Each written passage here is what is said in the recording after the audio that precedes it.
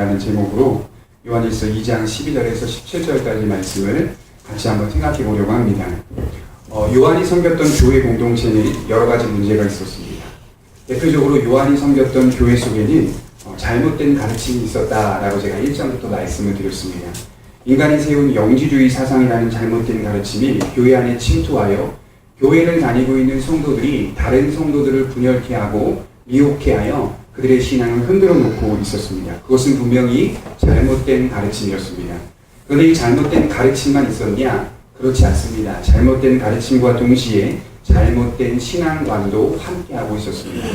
이로 하여금 교회는 혼란스러워졌고 이 혼란 속에서 요한은 바르게 믿고 있는 참된 성도들에게 말씀을 전파하고 또 말씀을 가르쳐주고 있다는 것을 볼 수가 있습니다. 여러분들이 항상 명심하셔야 될 것은 이 자리에 이 강단에서 선포되는 말씀은 항상 참된 성도들을 위하여 선포되는 말씀입니다. 그러니 자연스럽게 정말 하나님을 제대로 믿고 있는 성도들을 위하여 전하는 말씀이기 때문에 그 말씀이 더욱 하나님의 말씀과 가깝게 전파해야 되고 해석되어야 하는 것이죠.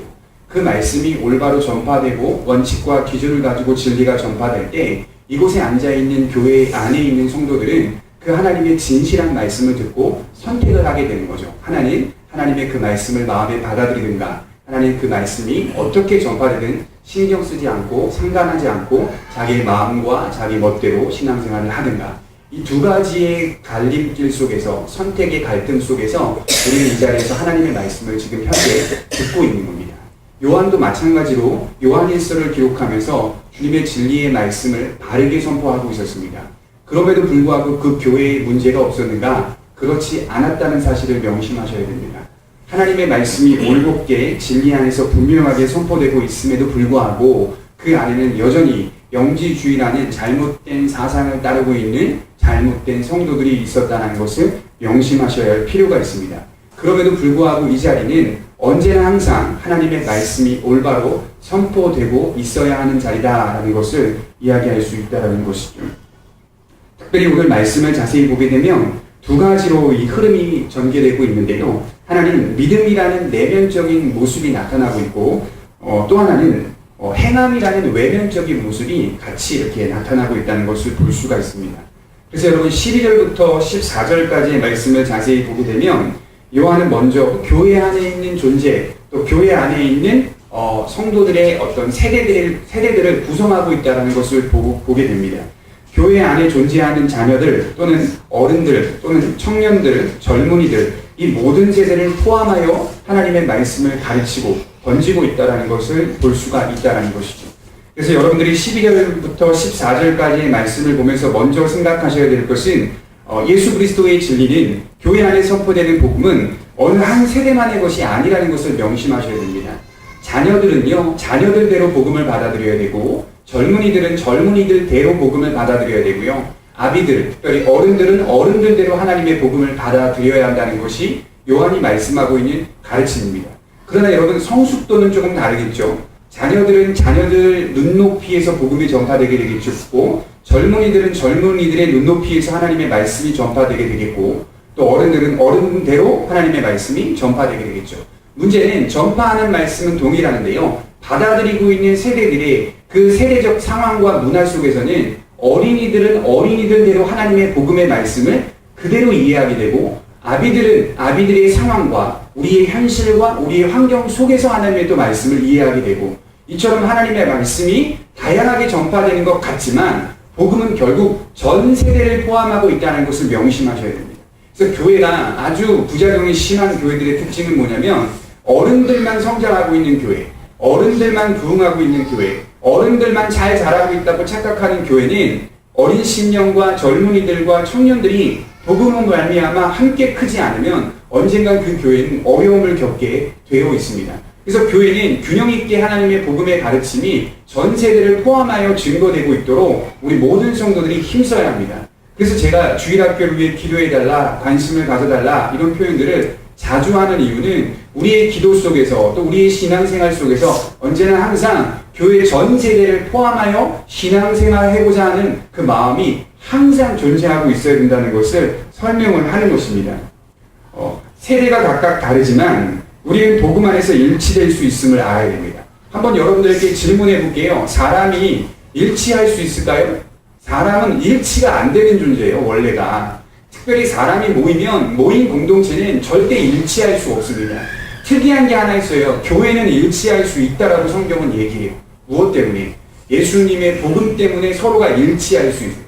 생각이 다르고 성격이 다르고 개성이 다릅니다. 그럼에도 불구하고 복음 때문에 서로가 통일성을 이룰 수 있습니다. 사람들이요, 제가 지난번 섬겼던 교회에서 이 귀걸이를 하고 다니는 청년도 있었고, 또는 뭐 동성애를 찬성하는 청년도 있었습니다. 그럼에도 불구하고 그 청년을 데려다가 하나님의 말씀을 가르치니까 변화가 일어나더라고요. 아, 옳지 않은 거구나. 아, 바람직한 게 아니구나. 그것이 처음에는 그 청년에게 있어서는 개성이고, 그것이 처음에는 청년에게 있어서는 당연히 아무렇지도 않은 일일 수 있겠지만, 말씀을 배우고 말씀을 듣고 가르침을 받고 그리고 또 현실 속에서 살아가다 보니까 이 문화와 상황들이 하나님 앞에서 과연 옳은가라는 질문을 자기에게 던지기 시작하는 거죠. 그리고 그로 하여금 자기가 이 땅에 있는 모든 상황과 문화들은 하나님의 뜻대로 가고 있지 않는 거구나라는 것을 확인하게 되는 거죠. 본인이. 그 확인을 통해 본인이 하나님의 말씀대로 일치해야 되고 그 말씀대로 살아가야 하는구나라는 것을 경험하게 돼서 본인 안에서 변화가 일어나는 것을 제가 목격한 적이 있습니다. 여러분, 그렇습니다. 복음이라는 것은요, 예수 믿고 구원받아 이런 개념이 아니라 구원은 제일 중요하죠. 영생을 얻는 거 중요하죠. 그러나 구원을 받은 신자가 되면 그 됨과 동시에 우리의 상황과 문화가 바뀌기 시작하는 거예요. 무슨 말인지 알죠? 예수님의 복음이, 제가 때로는 비판합니다. 어떤 교회는 항상 도덕적이고 윤리적인 설교만 해서 그것을 가지고 비판할 때가 있어요. 그러나 명심하셔야 될 것은 복음은 도덕적이고 윤리적인 것들을 포함하고 있어요. 예수님 믿으면 당연히 도덕적인 사람이 돼야겠어요. 예수님 믿으면 당연히 윤리적인 사람이 돼야 되는 게 마땅한 거예요. 우리가 영생을 소유한 자답게 똑같이 불법을 저지르고 부패하며 변질되며 살아가는 것은 옳지 않은 거잖아요. 그죠? 다시 말해 우리가 뭐 음식이라고 말하면 항상 신선도를 유지해야 되는 게 거룩한 백성다운 삶의 지향성 아니겠어요? 지향성 아니겠어요? 그 속에서 우리가 그리스도 안에 살아간다는 참된 의미와 참된 이해를 가져야 할 필요성이 있다라는 거예요. 그러니까 제발 부탁인데 예수, 천당, 불신, 지옥이라는 간단한 단어만 생각하지 마시고 예수님을 믿는 믿음은 우리의 전 인생을 다 포함하고 있다는 사실을 명심하셔야 됩니다. 전 인생을 포함하는 것들을 포기하지 마세요. 예수님 믿는 것은 항상 우리 인생 전체를 감싸고 가는 거예요. 그러니 당연히 예수 그리스도의 가르침을 따라 살아가는 것이 마땅한 게 아니겠습니까? 그로 하여금 걸어가는 게 마땅한 게 아니겠어요? 그래서 요한은 지금 말씀을 통해 잘못된 신앙관을 가진 성도들에게 하나님의 말씀을 잘 가르쳐서 그들로 하여금 옳지 않다, 잘못되었다라는 것을 알려준과 동시에 잘하고 있는 성도들에게는 묵묵히 너의 길을 걸어가라, 이것을 표현하고 있는 거예요. 잘하고 있는 성도들에게는 뭐라고 해야겠어요? 걸어가라. 잘하고 있다. 너의 길을 걸어가라. 지금 가고 있는 길 걸어가라. 묵묵히 걸어가라. 그렇게 이야기하는 거예요. 12절부터 14절까지의 말씀을 자세히 살펴보면 이것이 문법적으로 보면 완료형으로 기록되어 있습니다. 동사, 직설법, 완료형 이렇게 기록이 되어 있습니다. 제가 이렇게 원문을 제가 좀 더 다시 구성을 해서 이렇게 제가 설명을 해드릴게요. 12절부터 14절입니다. 자녀들이요. 원문대로 제가 해석한 겁니다. 자녀들이요, 너희 죄가 그리스도를 통하여 용서받았기 때문에 이 편지를 씁니다. 아비들이요, 너희가 태초부터 계신 이를 알았고 악한 자를 이기었기 때문에 이 편지를 씁니다. 젊은이들이요, 너희가 강하고 하나님의 말씀이 너희 안에 거하시며 너희가 흉악한 자를 이기었기 때문에 이 편지를 씁니다. 이렇게 기록된 게 지금 한글 이런 식으로 기록이 되어 있는 거예요.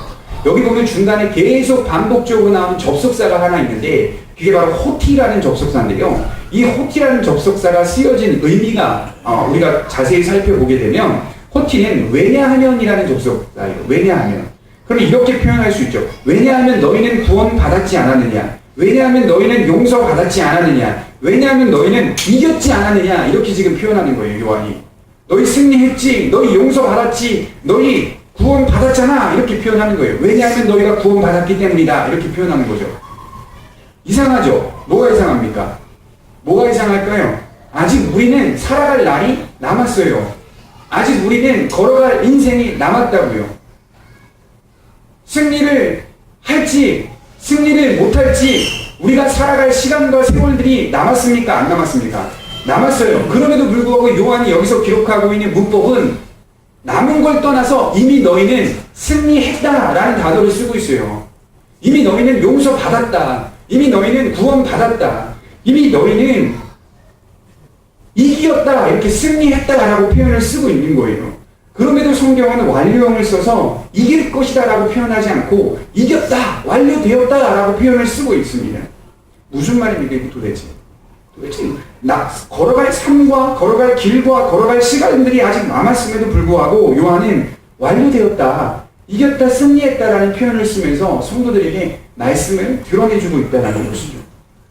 무엇을 생각할 수 있냐면 예수님의 구원을 믿는 믿음은 불완전한 것이 아니요 완전한 것이고, 그 완전한 구원을 확신하고 붙잡을 때 아직 걸어갈 길과 살아갈 삶이 남았지만 이긴 자로 인정해 주시는 하나님의 능력을 소유하게 된다, 이렇게 표현하는 겁니다. 용서받은 자로, 구원받은 자로, 하나님을 아는 자로 인정해 주신다라고 말씀을 하고 있습니다. 여러분들과 제가 아직 걸어갈 길이 남았습니다. 아직 살아갈 인생이 남았습니다. 아직 나아가야 할 세월이 남았습니다. 그럼에도 불구하고 여러분들이 믿음을 통하여서 그리스도의 구원을 완전하게 확신하며 붙잡고 있으면 아직 걸어가고 살아갈 삶과 시간이 남았다 하더라도 하나님은 이긴 자로, 승리한 자로, 용서받은 자로, 구원받은 자로 인정해주고 계신다. 그 적용 속에서 우리가 신앙생활을 하고 있는 거예요. 빌립보서 1장 6절을 우리 한번 찾아보겠습니다. 빌립보서 1장 6절입니다.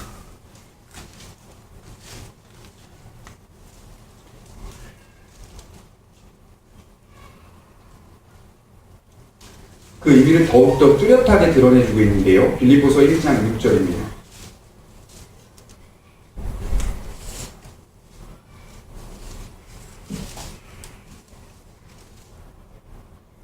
우리 같이 한번 읽어보겠습니다. 시작. 너희 안에서 착한 일을 시작하신 이가 그리스도 예수의 날까지 이루실 줄을 우리는 확신하노라. 바울이 쓰는 말이에요. 이 말은 바울이 뭐라고 표현합니까? 너희 안에서 시작하신 이가, 너희가 마지막 때는 그날까지, 그 시점까지 누가 이루시겠다? 하나님께서 이루실 것을 어떻게 하겠다는 거예요? 내가 확신하겠다. 내가 그렇게 될 수도 있고 안 될 수도 있고 애매하고 모호한 단어를 쓰지 않아요. 바울도 마찬가지로. 바울도 그렇게 써본 적이 없어요. 바울도 마찬가지로 확신한다라는 단어를 자주 씁니다. 하나님께서 시작했다. 우리 신앙을 하나님께서 시작했고 하나님께서 이끌어 가셔서 하나님께서 이루실 것을 내가 확신하노라, 이렇게 표현하죠. 아직 걸어갈 길과 아직 걸어갈 시간과 세월이 남았습니다. 그럼에도 불구하고 바울은 지금 오늘 여기 승리한 사람, 그 한 사람이 여기 서 있다, 이렇게 표현하고 있어요. 난 승리했다. 살아갈 날이 남았지만 난 승리했다. 예수 그리스도의 구속을 믿고 있기 때문에, 그분이 내 죄를 용서했고 그분이 나를 구원했고 그분이 나를 이긴 자로 인정해 주었기 때문에 나는 승리할 것이다가 아니라 지금 승리하며 살고 있다, 그렇게 표현을 하고 있다는 것이죠. 죄사함을 받았고 악한 자를 이기었고, 이것은 그리스도께서 이루신 사역을 우리에게 믿음을 통하여 적용시키시는 누구의 사역일까요? 성령의 사역이라는 거예요. 왜 우리가 승리했다고 확신하는지 아세요? 그것을 적용시키시는, 예수님의 구원과 예수님의 구속과 이루신 공로를 적용시키시는 성령의 사역이 우리 안에 항상 동행하고 있기 때문에 우리가 그 안에서 승리한 사람으로 살아갈 수 있다는 것. 이걸 연합이라고 합니다. 성령의 연합. 항상 하나님과 우리와의 관계를 이어주고 있다. 요한일서에 뭐라고 말하죠? 사귐. 항상 이어주고 있다. 항상. 여러분들이 시험에 들든 실망이 되든 낙심이 되든 넘어지든 교회를 떠나든 항상 이어주고 있다. 성령께서 여러분들을 한번 붙잡은 이상 항상 하나님의 자녀로서 하나님과 언제든지 교통할 수 있고 교제할 수 있도록 이어주고 있다. 그래서 내가 하나님의 자녀가 맞구나, 하나님의 백성이 맞구나 라는 사실을 이어주고 있다는 거예요. 제가 조금 쉽게 설명해서, 어떤 분들이 교회에서 신앙생활 하다가 너무 답답하다, 지루하고 짜증나다라고 생각해서 교회를 떠납니다. 교회를 떠나서 그래 내 마음대로 세상을 좀 살아보자. 그래서 술도 좀 먹어보고 담배도 좀 펴보고 나가서 좀 여자들도 좀 만나보고, 그리고 떵떵거리며 좀 돈도 막 써보고, 그리고 나가서 좀 방탕하게 좀 살아보고 라고 생각하고 신앙생활을 잘 하다가 어느 날 갑자기 방학하기 시작했어요. 교회를 떠나기 시작했어요. 떠났던 그가 마음 편히 자기 마음대로 세상에 살 수 있는가? 그렇지 않았다니까요. 다시 돌아왔다니까요. 나갔더니 마음대로 살 수가 없는 거예요. 본인이 나갔더니 세상 사람들과 동일하게 사는 것이 불편한 거예요. 오히려 들어와서 봤더니 신앙생활을 했던 것이 더 편했던 거구나. 하나님을 믿고 섬기고 살았던 것, 그 안에서 은혜를 바르고 말씀을 들었던 그 쾌락, 영적 쾌락, 그 말씀, 그것이 오히려 나에게선 자유한 것이었구나. 나갔더니 못 산대요, 못 산대요. 그렇게 하려고 했더니 안 된대, 본인이. 그것이 뭘까? 제가 생각해 봤어요. 도대체 그것이 뭘까?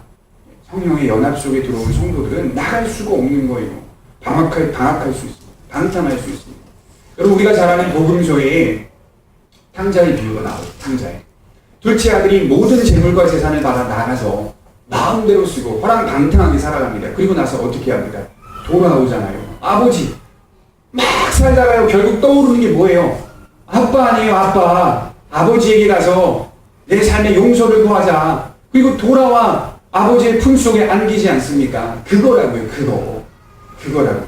그 은혜와 연합이 항상 우리 안에 계속 우리 심령 속에 이 톱니바퀴처럼 돌아가고 있기 때문에 우리가 신자로서 마땅히 살아갈 수 있게 하나님께서 힘과 능력을 주시는 게 아니냐 이 말이죠. 항상 우리는 성령의 연합 속에서 하나님과 사귐을 갖고 살아갈 수 있도록 하나님께서 이어주고 있다는 것을 아셔야 합니다. 이것은 여러분, 불안하다면 이런 일들이 일어날 수가 있을까요? 없을까요? 없죠. 불안하다면 이런 일들이 일어날 수가 없어요. 연합이라는 교리는, 연합이라는 진리는요, 불안한 진리가 아니거든요. 불안한 성경의 말씀이 아니거든요. 만약 그 사람이 불안하게 생각하고, 불안하게 구원받았다고 생각하고, 불안하게 죄사함 받았다고 생각하면 이미 그분은 예수님을 지금 잘 믿고 있는 게 아니에요. 제대로 믿고 있는 게 아니에요. 우리 믿음은 불안하지 않습니다. 확신 속에서요, 그러나 한편으로는 두려움을 갖고 있습니다. 불안한 게 아니라, 믿음이 불안하고 약한 게 아니라 확신을 갖고 있을 때 한편으로는 두려움을 갖고 있습니다. 나는 저들과 달라야 되겠지. 나는 하나님의 말씀 속에 살아가야 하지. 이런 하나님께 심판받고 징계받고 있는 사람들을 보면서, 상황들을 보면서 자꾸 깨달음으로 깨어 근심하여 기도하는 그런 자세와 모습은 자연스럽게 나타나는 것이라고 성경은 이야기하고 있다는 것이죠. 은혜의 법, 로마서 8장 1절에서 2절에 보면 바울이 그랬죠. 이는 사망의 법이 아니라 생명의 성령의 법이, 이렇게 표현해요. 이제 너희가 사망의 법이 아니라 생명의 성령의 법이, 어디의 법에서? 죄와 사망의 법에서 너를 어떻게 하겠다는 거예요? 해방하였습니다. 이렇게 표현해요. 바울이. 해방하게 될 것이니라. 이렇게 표현하지 않고 해방하였다라는 또 표현을 합니다. 그런 겁니다. 믿음이라는 것은 오늘 내가 살고 있지만 오늘 해방된 거예요. 예수님을 믿는 믿음을 분명히 부여잡고 걸어갈 때 그것은 즉각적인 역사요, 즉각적인 효과요, 즉각적인 적용이라는 것을 먼저 이야기해 주고 있는 것입니다. 왜 요한이 이걸 자꾸 강조하는지 아세요? 교회 안에 잘못된 가르침들이 자꾸 이거를 희석해 놓기 시작했어요. 잘못된 진리, 잘못된 가르침, 잘못된 교리들이 성도들이 믿고 있는 믿음을 막 흔들어 놓기 시작했어요. 왜 여러분 종말 때문에 벌벌 떨면서, 왜 여러분 종말 때문에 막 모여가지고 우리 그 종말적인 설교 듣자, 우리 무서우니까 임박한 심판이 이제 언제 올지 모르니까 벌벌 떨면서 왜 그 종말적인 생각들을 하면서 불안해하고 있는 겁니까? 어떤 기독교인들 그 무슨 심판의 설교를 잘하고 있는 어떤 부흥에 막 찾아다니고 왜 그러는 겁니까? 그것은 지금 본인이 그 믿음이 없다라는 거예요. 본인이 불안하다는 거예요. 내가 구원받고 싶어서 거길 가는 거야가 아니라 지금 그 사람은 구원받지 못했다는 거예요. 항상 불안해서 쩔쩔매는 거예요. 며칠 전에 제가 어떤 분한테 이야기를 듣고 그분의 어떤 설교를 듣고 그분의 어떤 책들을 보고 그분이 무엇을 주장하는지를 자세히 봤더니 다 그런 거예요. 다 심판받는다, 구원 못 받는다, 그러니 이제 언제 심판이 임할지 모르니 우리 도피처를 만들자, 맨 다 이런 잘못된 가르침이에요. 근데 사람들이 수백 명, 수천 명이 거기에 몰린단 말이에요. 가만히 생각 찾아봤더니 아르헨티나에 무슨 땅을 사가지고 도피처를 만들어가지고, 아르헨티나에 도피처를 만들어서 성도들을 모아가지고 거기서 도피처로 살면 심판이 임할 때 거기만 면제를 받는다. 말도 안 되는 것을 주장하는데 말도 안 되는 걸 믿는단 말이에요. 어떻게 생각하세요? 말도 안 되잖아요. 근데 말도 안 되는 걸 믿어요, 사람들이. 많이 믿어요. 엄청 많이 믿는다니까요. 그런 상황 속에서 우리가 바르게 진리 안에 분별력을 갖추지 못하면 우리도 모르게 우리가 미혹받아서 흔들림 받아서 하나님의 뜻대로 서지 못할 때가 많이 있다라는 것입니다. 믿음이라는 것은 불안한 게 아닙니다. 왜 그런 데 가서 도망가고 도피처를 삼습니까? 오늘 지금 여기에 현실에 현재에 믿음을 갖고 살아갈 때 어떤 심판이 임하든 언제 하나님의 나라에 가든 언제든지 우리가 그리스도의 소망을 붙잡고 걸어갈 수 있는 거 아니에요? 그 믿음 안에서 우리가 살아가야 되는 것이 성경의 가르침이지 언제 바울이 도망간 적 있습니까? 언제 바울이 베드로가 도망간 적 있어요? 도피처를 언제 세운 적 있어요? 성경은 한 번도 없었어요. 한 번도 없었다고요. 그럼에도 불구하고 많은 사람들이 이런 것에 미혹을 받아서 흔들리고 있는 걸 보면서 요한이 답답했겠습니까? 안 답답했겠습니까? 답답했겠죠. 그러니 처음부터 1장부터 자꾸 강조하고 있는 거예요. 답답하다고. 말씀을 가르치면서 증거하면서 너희들 그리스도께서 인간으로 오셔서 너희들을 위해 구원하시고 여러분들을 위해서 용서하시고 여러분들을 위해서 영생을 베풀어 주셨다는 그 예수님의 성육신과 동시에 예수님은 하나님이시다. 하나님이시기 때문에 너희들에게 영생을 주실 수 있는 신성이 있는 분이다라는 것들을 강조를 자꾸 하는 이유가 뭘까요? 그분들이 성도들이 바르게 신앙생활을 하려고 하지 않고 있기 때문에 이걸 자꾸 강조하는 겁니다. 어쩌면 이것이 기본적이고 지루할 수 있지만 우리 신앙생활에 가장 붙잡아야 할 내용이라는 것을 여러분들 분명히 아셔야 합니다. 여러분 기독교 신앙의 핵심이 뭘까요? 오늘 12절부터 14절에 다 이야기하고 있는데요. 핵심이 딱 세 가지로 요한이 얘기하고 있어요. 하나는 뭘까요? 죄사함. 기독교 하면 나오는 핵심이 뭘까요? 하나님 죄사함, 용서받는 것. 또 하나는 뭘까요? 하나님을 아는 지식. 12절부터 14절 중간에 아비들아, 태초부터 너희는 하나님을 아는 지식이 있었다. 이렇게 표현하고 있어요. 그리고 세 번째로 또 뭘까요? 그것은 악을 이기는 승리의 삶. 기독교 신앙의 핵심적인 내용은 세 가지입니다. 죄사함과 하나님을 아는 지식과 악을 이기는 승리의 삶입니다. 이것이 신자의 믿음 속에 있는 핵심적인 내용입니다. 여러분들과 제가 이 세 가지 내용이 있는지 가만히 생각해 보세요. 용서함, 하나님을 아는 지식, 악을 이기는 승리의 삶이 항상 함께 돌아가고 있을까요? 우리 신앙이 이렇게 구성되어서 자라가게 되는 겁니다. 죄사함은 무엇을 의미합니까? 그리스도의 구속을 의미하는 것이고 하나님을 아는 지식은 뭡니까? 그 구속이 빛 대신 하나님께서 우리에게 비추셨기 때문에 가능한 것이다. 하나님을 아는 지식이. 성령 하나님은 또 무엇입니까? 그것을 근거로 하여 우리의 삶을 변화시켜서 악을 이기는 인생으로 살게 하신다. 악을 이기는 승리의 삶. 이게 성부 하나님과 성자 예수님과 성령 하나님의 사역이 다 나타나져 있는 기독교 신앙의 핵심적인 내용이다라고 표현하고 있는 거예요. 이 모든 것을 가지고 우리는 단 하나의 단어로 표현하죠. 뭘까요? 믿음. 이렇게 표현하죠. 믿음. 믿음이라는 단어를 그냥 쉽게 씁니다. 그러나 그 믿음이라는 단어 속에는 죄사함이 있고 하나님을 아는 지식이 있고 죄를 이기는 승리의 삶이 있습니다. 악을 이기는 승리의 삶이 있습니다. 흔들리지 말아라. 요한이 말합니다. 지금 공동체 속에서 분열을 조장하는 자들에게 흔들리지 말아라. 3장과 4장 가다 보면 그들은 빛으로부터 온 자들이 아니다. 이렇게 표현해요. 요한이 정죄하듯이 해요. 그들은 빛으로부터 온 자들이 아니다. 너희는 어디서 왔는가? 빛으로부터 오지 않았느냐. 빛으로부터 오지 않았느냐. 이렇게 표현하는 거죠. 그들은 빛으로부터 온 게 아니다. 적그리스도라는 말까지 표현을 해요. 요한이. 그러니 여러분 흔들리지 마셔야 돼요. 이 현실과 현재의 상황 속에 절대로 흔들리지 말아야 돼요.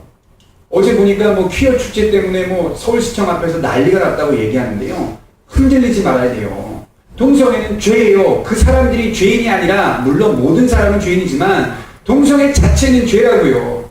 그럼에도 불구하고 우리는 소수다. 우리는 약한 자들이다. 이 말도 안 되는 이 주장을 하고 있는 이 상황과 현실 속에 그럼에도 많은 청년들이 이들은 불쌍한 자들입니다. 열악한 자들입니다. 라고 말하 피켓 들고 서 있는 걸 보면 얼마나 답답하겠어요. 얼마나 답답하겠어요. 그들이 변화되어 올바른 성, 올바른 윤리관을 갖추고 살아간다면 얼마든지 살 수 있어요. 그건 인권이 아니잖아요. 비정상적인 게 어떻게 인권이에요? 인권이 아니지. 우리나라 에이즈 환자의 수를 보십시오. OECD 국가에서 엄청나게 많은 수가 올라가 있어요. 우리나라 에이즈 환자들의 숫자가. 많은 의사들이 뭐라고 말합니까? 에이즈가 어떻게 걸리는지 아십니까? 수혈로 인해 걸리고요. 그리고 성적 부분 때문에 걸려요. 그런데 수혈로 인해 에이즈에 걸리는 사람들은 0.몇% 극히 드물대요. 다 동성애로 인해 그렇게 에이즈를 다 걸리는 거예요. 그게 증가하고 있다는 겁니다. 계속 증가, 오름세에 계속 올라요. 왜 그런 겁니까? 도대체? 흔들리시면 안 돼요. 자녀들한테 삶의 문화와 상황 속에서 그럴 수도 있겠지, 그럴 수도 있겠지. 우리는 어느덧 TV를 통해, 매스컴을 통해 드라마를 보다 보면요. 미친 족보, 들어보셨죠? 미친 족보. 말도 안 되는 족보가 나오면요. 말도 안 되는데 어느덧 웃고 있습니다. 웃고 있어요. 그리고 즐기고 있고 행복해하고 있어요. 재밌어요. 저는 흥미롭고 재밌거든요. 근데 명심하셔야 될 것은 그 재밌고 흥미롭고 즐겁고 하는 그 세상적 쾌락이 어느덧 시간이 지나면요. 그것이 정상처럼 보이기 시작합니다. 정상처럼. 비정상이 정상이 되는 시대에 말이 안 되죠. 거꾸로 상처받았다 하더라도 거꾸로 올라가는 연어처럼, 거슬러 올라가는 연어처럼 우리는 반대로 흐지고 가는 거예요. 흐지고 가는 거예요. 동성애의 물결, 죄악된 물결이 우리를 막 쏟아져 내려와도 반대로 헤엄쳐서 갈 수 있는 능력과 힘을 소유한 사람이 그리스도인 밖에 없다라고 성경은 얘기하는 거예요. 예수 믿는 사람들 밖에 없다. 그 승리의 삶을 걸어가는 사람들. 그러니 우리가 넓은 길을 택할 수 없는 거 아니겠습니까? 여러분 흔들리지 마십시오. 지금 공동체 속에서 분열을 조장하는 자들에게 요한은 말합니다. 흔들리지 마십시오. 성도님들. 흔들리지 마십시오. 신앙이 올바른 내용이 없이 서 있는 자들에게 흔들리지 말아라 라고 명령하고 있는 겁니다. 진정한 신앙인들이 아닌 자들에게, 빛으로부터 오지 않은 자들에게 그들의 가르침을 적극적으로 대항하라. 제가 오늘 설교를 준비하면서 재밌는 부분을 알려냈어요. 뭐냐면 이 요한이 이기었다라는 이 표현이요. 2번 반복적으로 나와요. 2번. 그러니까 13절과 14절에 흉악한 자를 이겼다, 악한 자를 이겼다라는 이 승리라는 단어가 2번 나오는데요. 여러분 이 승리라는 이 단어는 신약 성경에서 딱 28번만 나오는 단어입니다. 그런데 요한이 쓴 글에서 몇 번 나오는지 아십니까? 요한이 쓴 글에서 24번 나와요. 딱 승리라는 단어가 28번 나오는데 사도 요한이 기록한 책에서만 24번이 나와요. 승리했다. 승리라는 단어가. 요한이 승리라는 단어를 굉장히 많이 써요. 그래서 저는요, 요한이, 이제 제가 평가하기로는 요한은 어떤 사도냐? 승리의 사도다. 어떤 분들 그래요. 요한은 사랑의 사도다. 그렇게 표현하는데 저는 요한은 신학적으로 승리의 사도다. 이렇게 표현할 수 있어요.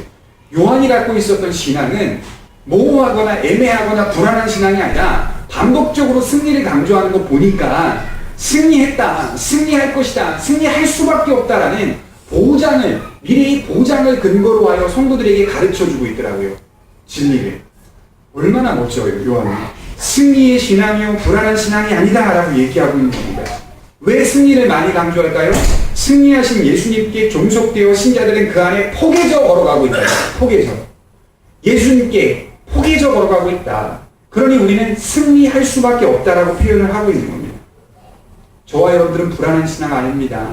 저와 여러분들은 완전하지 못한 신앙 아닙니다. 우리는 승리했고 승리할 수밖에 없다는 것을 강조하는 겁니다.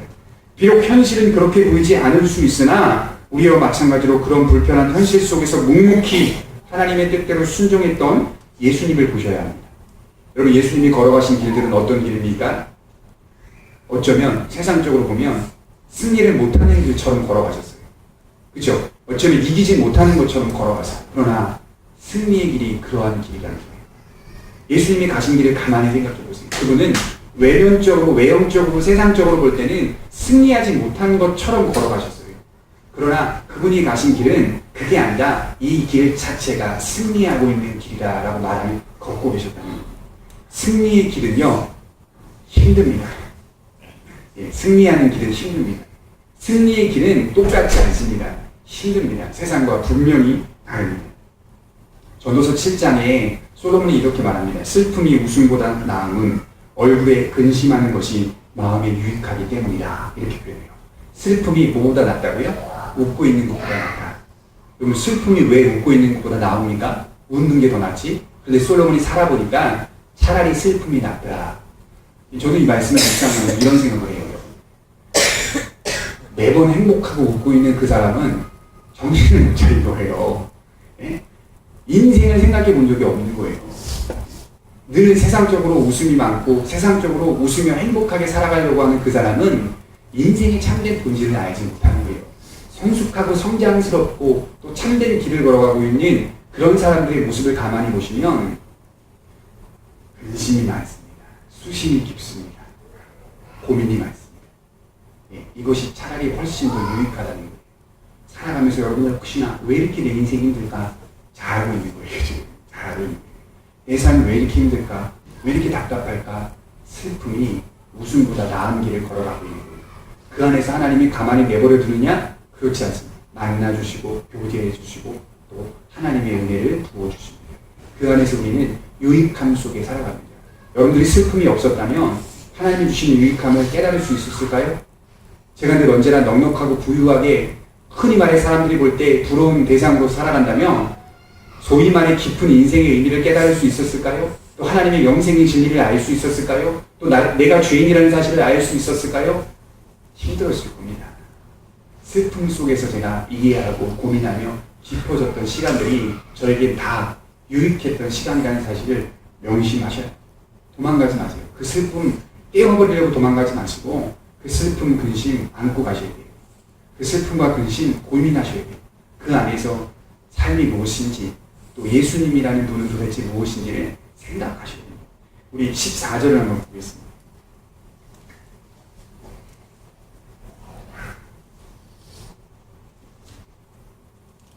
아이들아 내가 너희에게 쓴 것은 너희가 아버지를 알았으며 아비들아 내가 너희에게 쓴 것은 너희가 태초부터 계신 이를 알았으며 청년들아 내가 너희에게 쓴 것은 너희가 강하고 하나님의 말씀이 너희 안에 거하시며 너희가 흉악한 자를 이기었습니다. 흥미로운 부분이 나옵니다. 청년들아 내가 너희에게 쓴 것은 너희가 강하고 하나님의 말씀이 너희 안에 거하시며 우리의 믿음이 약하다 강하다? 강하다. 너희는 강하다 이렇게 말하는 거예요. 너희 자신으로는 약하지만 너희와 함께하고 있는 하나님의 말씀 그 말씀은 강하다. 그러니 너희는 강한 자들이다. 여러분도 약하지 않습니다. 이겨낼 수 있어요. 강한 거예요. 우리 신앙은 강합니다. 우리 믿음의 근거가 되신 예수님의 십자가 그리고 우리를 이끌어가시는 하나님의 말씀은 강합니다. 그 안에 거하여 사는 신자의 믿음은 결코 나약하거나 결코 약하지 않습니다. 그러한 진실한 신자가 세상을 사랑할 수 있겠습니까? 그런 진실한 신자가 세상을 사랑하고 세상에 집착할 수 있겠습니까? 15절과 16절을 보십시오. 이 세상이나 세상에 있는 것들을 사랑하지 말라. 외면적인 것들로 이제 바뀌고 있어요. 내면적인 것에서 외면적인 것으로 바뀌고 있어요. 이 세상이나 세상에 있는 것들을 사랑하지 말라. 누구든지 세상을 사랑하면 아버지의 사랑이 그 안에 있지 아니하니 이런 세상에 있는 모든 것이 육신의 정욕과 안목의 정욕과 이생의 자랑이니 다 아버지께로부터 온 것이 아니요 세상으로부터 온 것이다. 올바른 믿음은 올바른 행동으로 열매 맺어가야 한다. 지난 시간 제가 지속적인 사랑을 행하라고 말씀을 드렸죠. 그 사랑의 대상은 먼저 누구여야 합니까? 우리가 사랑을 행하려면 오직 하나님이어야만 한다고 말씀을 드렸습니다. 그 사랑의 대상이 지금 바뀌고 있는 것을 봅니다. 그 사랑의 대상이 지금 여기서 표현하고 있는 대상은 세상입니다. 세상. 세상 사람들의 사랑의 대상은 하나님이 아니라 세상입니다. 그러니 요한은 세상을 사랑하지 말라. 누구한테 하는 말입니까? 교회 안에 있는 성도들에게 하는 말입니다. 명심하셔야 돼요. 안 믿는 사람한테 하는 말이 아니라 교회에 다니고 있는 사람들에게 던지고 있는 거예요. 이 세상이나 세상에 있는 것들을 사랑하지 말라. 세상에 있는 것들은 육신의 정욕과 안목의 정욕과 이생의 자랑. 누구한테 던진다고요? 교회 안에 있는 성도들에게. 그러니 있다라고 지금 표현을 하고 있다는 것이죠. 그 대표적인 것이 무엇입니까? 육신의 정욕. 육체만을 추구하며 사는 것. 안목의 정욕. 보이는 것에만 매달리며 사는 것. 그것이 영원할 거라고 생각하는 모습. 이생의 자랑. 부와 명예를 자랑하려는 태도. 그것이 진리인 것처럼 믿고 허풍 떠는 태도. 이생의 자랑이 뭔지 아세요? 허풍 떨다라는 뜻이에요. 허풍 떨다. 세상 속에서 재산과 부를 모아놨다고 해서 그것을 가지고 자랑하며 살아가는 사람들. 허풍 떠는 사람. 그러지 말아요. 너 몇 평 사냐? 너 아파트 사냐? 그러지 말아요. 그거는 세상을 사랑하고 있는 모습이에요. 이러한 것들이 세상으로부터 오는 것이라고 말씀하고 있는 거예요. 경계하라. 경계하라. 그러면 요한이 지금 쓰고 있는 세상이라는 이 단어는 무슨 뜻을 갖고 있는지 가만히 제가 살펴보니까요. 요한이 쓰고 있는 세상이라는 단어는 코스모스인데 이 단어는 임시적이고 가변적인 곳 이런 뜻이에요. 임시적이고 가변적인 곳. 임시적이고 가변적인 곳. 변하는 곳. 타락한 자들이 서 있는 곳. 하나님과 반대되어 걷고자 하는 사람들이 결심했던 곳. 그런 곳이 바로 세상이다. 우리는 그런 세상 속에 살고 있지만 그런 세상 사람들의 모습을 닮아가지 않는다라고 합니다. 고린도후서 4장 18절에 보면 이런 말씀이 있습니다. 바울이 한 말인데요. 우리가 주목하는 것은 집착하는 것은, 집중하는 것은 보이는 것이 아니요 보이지 않는 것이니 보이는 것은 잠깐이요 보이지 않는 것은 영원합니다. 보이는 것은 잠깐입니다. 그러나 보이지 않는 것은 영원합니다. 여기서 오해하지 마셔야 될 것은 보이지 않는 것은 영원하다고 해서 보이지 않느냐, 그게 아니라 바울이 보이지 않는 것을 지금 추구하고 있지만 보이지 않는 것은 언젠간 보이게 되어 있다, 이렇게 표현하는 거예요. 보이지 않는 것은 언젠간 역사적 상황과 사실 속에서 나타나게 되고 도래하게 되어 있다라고 바울이 그렇게 얘기하고 있는 겁니다. 우리는 썩어가는 것을 주목하지 않고 썩지 않는 것을 사모하고 썩지 않는 것을 자랑한다. 그것을 사랑한다. 그게 누구냐? 하나님이시며 예수 그리스도다 라고 표현을 하고 있는 겁니다. 요한복음 15장 19절을 한번 찾아보겠습니다. 요한복음 15장 19절. 요한복음 15장 19절.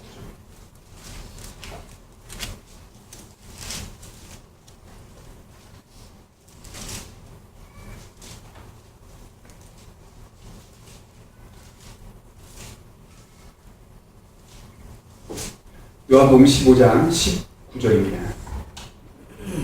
한번 같이 한번 읽어보겠습니다. 시작. 너희가 세상에 속하였으면 세상이 자기 것을 사랑할 것이나 너희는 세상에 속한 자가 아니요 도리어 내가 너희를 세상에서 택하였기 때문에 세상이 너희를 미워하느니라. 구분 짓고 있습니다. 구분 지어요. 세상 속에서 너희는 세상의 사람이 아니라 하나님으로부터 온 사람이라는 것을 구분 짓고 있고요. 세상의 사람들이 존재하고 있다는 것을 또 구분 짓고 있습니다.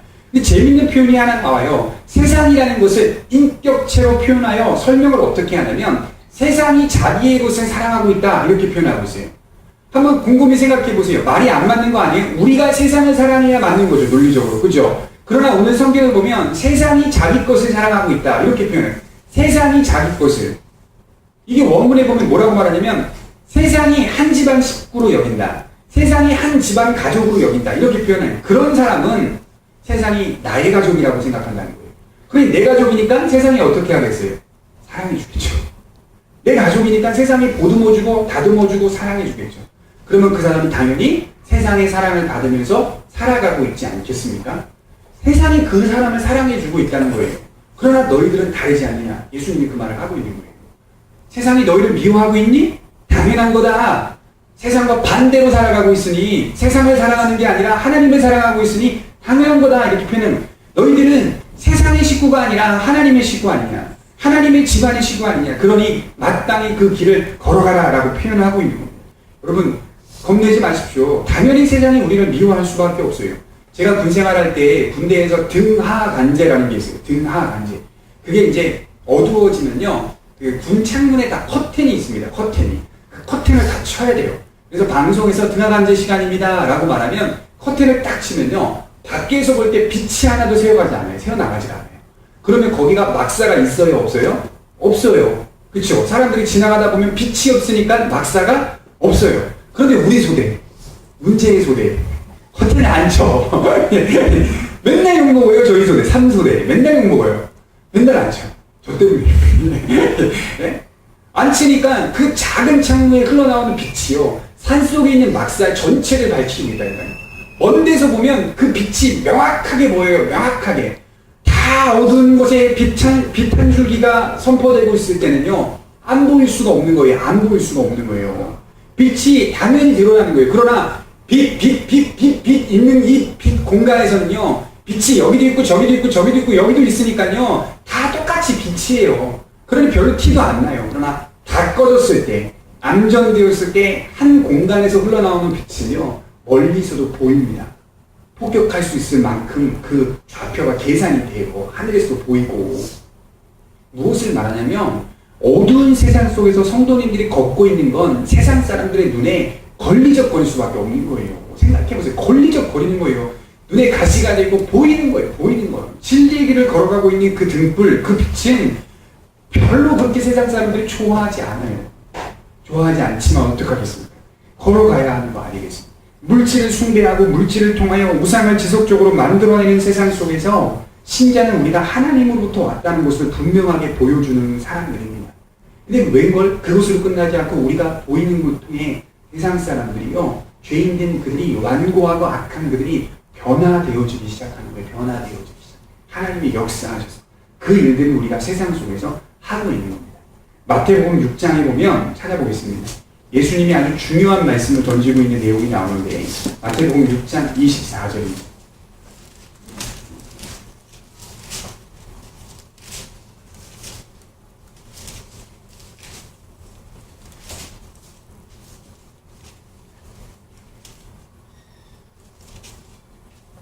마태복음 6장 24절입니다.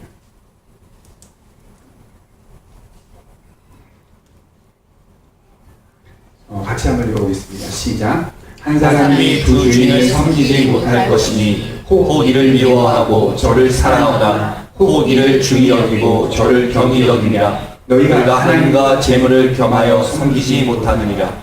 여러분, 인간의 본성은 제가 이렇게 주석을 찾아보니까 매큐엘리라는 학자가 뭐라고 말하냐면 인간의 본성은 두 가지를 같이 마음에 품을 수 없다라고 말합니다. 두 가지를 같이. 하나를 좋지 않게 여기거나 하나를 중요하게 여기거나. 인간의 본성은 두 가지 마음을 같이 소유할 수 없다는 거죠. 그러니 지금 얘기하고 있는 예수님의 말씀은 너희들의 마음은 두 주인을 같이 섬길 수 없다 라고 표현하며 정말 그리스도가 주인이라면 그리스도의 주인된 통치를 받으며 그분을 주인으로 섬기고 다른 것을 어떻게 여기라는 거예요? 필요 없다가 아니라, 오해하시면 필요 없다가 아니라 경히 여기라는 거예요. 덜 중요하다. 이건 크게 중요한 게 아니야. 가만히 생각해 보세요. 재산이나 명예나 권력은 사용하라고 주어지는 거예요. 사용하라고. 축적하라고 주어지는 게 아니라 내 존재를 드러내라고 주어지는 게 아니라 사용하라고 주어지는 내용입니다. 이것은.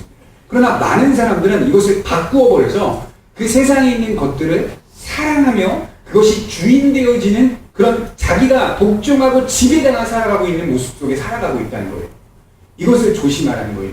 우리는 두 주인을 섬기지 못하는 사람들입니다. 우리는 주님이 나의 주인이요 다른 것은 겸히 여기며 살아가는 하나님과 재물을 겸하여 섬기지 못하는 사람들입니다. 그런데 우리가 분명하게 선택하고 결정하며 살아갈 필요성이 있다는 거예요. 절대 두 주인을 함께 섬기지 못합니다. 우리는 거부해야 해요. 세속적인 마음을 거부해야 해요. 요한이 섬겼던 교회 안의 성도라고 불리우는 많은 이들이 이것을 거부하지 않았던 것 같아요. 거부해야 합니다. 그것은 진정 성도의 길이 아니라는 겁니다. 여러분, 살아가고 계셨잖아요. 그리고 살아가고 계시지 않습니까? 그리고 우리 성도님들 인생 속에서 경험하지 않았습니까? 물어볼게요. 우리 성도님들이 집착하며 살아갈 때 우리 인생이 세상에 있는 모든 것들이 좋고 사랑하며 그것을 사랑의 대상으로 생각하고 살아갔던 그 시절과 그 경험들을 다 해보셨을 겁니다. 그것이 과연 바르다고 말할 수 있었습니까? 그것이 과연 진리라고 옳은 길이라고 평가할 수 있었습니까? 다 누구나 동일하게 옳지 않은 길이었다라고 말할 수밖에 없어요. 그렇게 살아보셔도 여전히 후회받기는 안 돼요. 아, 이것은 잘못된 길이다. 이건 옳지 않은 길이다라는 것을 알 수 있게 되는 것이죠. 다 경험해 보셨을 거예요. 그리고 또 우리는 매일 그 일들을 또 경험할 수도 있어요. 경험들을 계속하면서 이것은 마땅한 길이 아니구나라는 것을 하나님 우리에게 늘 알려줘요. 알려주면서 깨달으면서 가는 거예요. 하나님 나라로. 이것은 옳은 길이 아니구나. 이것은 바른 길이 아니구나. 불가능한 겁니다. 두 주인을 같이 섬기는 것. 우리는 우리의 힘으로 어둠을 몰아낼 수 없기 때문에 하나님이 우리와 사귀기를 원하는 거예요. 사귀자. 내가 너에게 능력을 줄게. 힘을 줄게. 사귐을 통하여서 성령의 능력을 받아 세상 속에서 세상을 사랑하지 않으며 살아갈 수 있도록, 그럼에도 불구하고 균형을 갖추며 살아갈 수 있도록 우리에게 지혜를 허락해 주는 겁니다. 세상은 어떤 곳입니까? 임시적이고 가변적인 곳입니다. 임시적인 세상은 17절을 한번 보십시오. 본문에 17절 말씀입니다. 이 세상도 그 정욕도 지나가되 오직 하나님의 뜻을 행하는 자는 영원히 거하느니라. 임시적인 세상은 지나갑니다. 임시적인 정욕도 지나갑니다. 그러나 하나님의 뜻대로 사는 자들은 영원히 거합니다. 그들은 영원합니다. 왜 그렇습니까? 하나님의 뜻이 영원하니요 그 뜻을 드러내신 하나님 자신이 영원하기 때문입니다. 요한은 성도들에게 이미 구원받았다라고 강조하고 있습니다. 구원받았기 때문에 빛이 임했기 때문에 우리는 더 이상 세상을 사랑할 수 없는 존재다. 완료형으로 기록한 이유는 구분하기 위해서라고 제가 말씀을 드렸습니다. 우리는 하나님이 아닌 다른 대상을 사랑하는 자들이 아니요 말씀이 아닌 다른 가르침을 받아서 분쟁하는 자들이 아닙니다. 오직 하나님과 하나님의 말씀을 믿는 자들이며 순종하는 자들이라는 겁니다. 믿음이 없는 사람처럼 살지 마시기 바랍니다. 믿음이 있는 사람답게 살아가시기 바랍니다. 세상 속에서 미움을 받는다 하더라도 믿음의 삶을 걸어가셔야 합니다. 그것이 곧 아버지의 사랑이 그 안에 있으니, 그것이 곧 하나님의 사랑을 받고 있다라는 증거입니다. 기도하도록 하겠습니다.